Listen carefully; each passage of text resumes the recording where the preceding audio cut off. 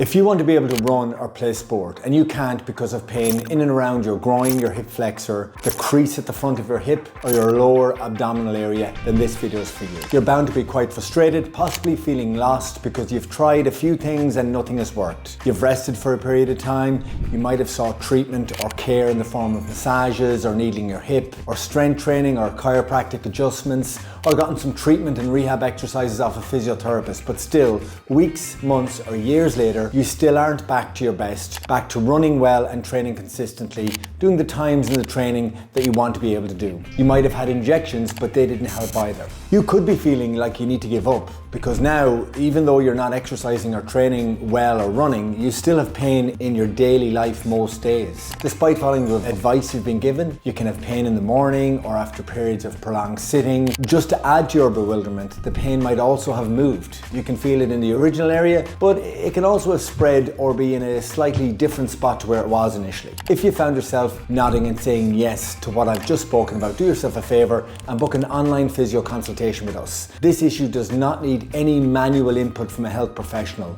so online sessions are perfect for it. Hi, my name is Tommy Brennan. I'm the owner of the Pain and Performance Clinic based in Dublin, and we specialise in helping people overcome this injury and get back doing the activity they enjoy. This pelvic groin pain can be caused by several different structures around your groin and pelvic area. The adductor muscles, hip flexors and abdominal muscles can all be involved as either the main source or a contributing source of pain. In reality, it actually doesn't overly matter which exact source is the primary cause because the treatment needed to overcome this issue addresses everything around that entire area. The focus can vary as you progress, and there's huge overlap in the treatment of all of these issues. As to why this happens, these muscles have a pivotal role in walking, running, jumping and turning, and can become overloaded in training or with any spike in activity. While the pain can settle quickly, it re-emerges with activity if you don't follow a specific strengthening program. Another challenge to you getting an accurate diagnosis is because several names exist for these conditions that all need the same approach: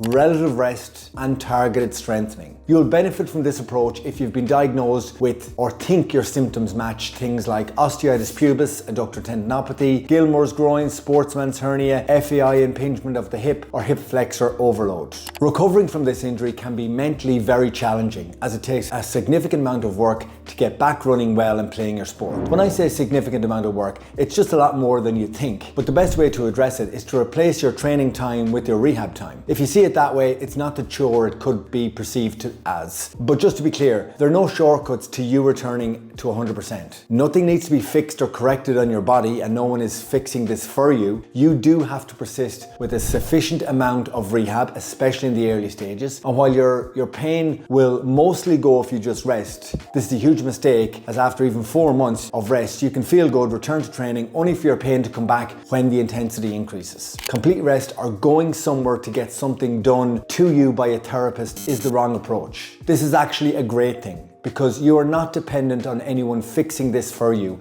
or sorting it out for you. You have control over this. You just need to know exactly what to do and how much of it to do, and you'll fully recover. A lot of the questions people have on this pertain to how long they should do it for. In this format of a general informative video, it's difficult to give specific answers, obviously, and the answers will vary. There are several different factors that will dictate that. How sore you are. Do you have horrible pain, coughing, sneezing, sitting upright when you're getting out of bed? Or is it just achy and annoying but you can move around fine? What level you're trying to get back to. Do you need to be able to play professionally or just get running 3 to 5 times a week at your own pace? Another factor is how long have you been sore for and what have you done in that time? Have you fallen into the pain, rest, weakness spiral, or have you continued lifting weights or training around your symptoms and doing everything that you can? Or on the other hand, are you still provoking your pain? Despite the pain, do you continue to run through it with a lot of discomfort during or after sessions? Another factor is how motivated are you to get back to your valued activity? Are you willing to invest some time and effort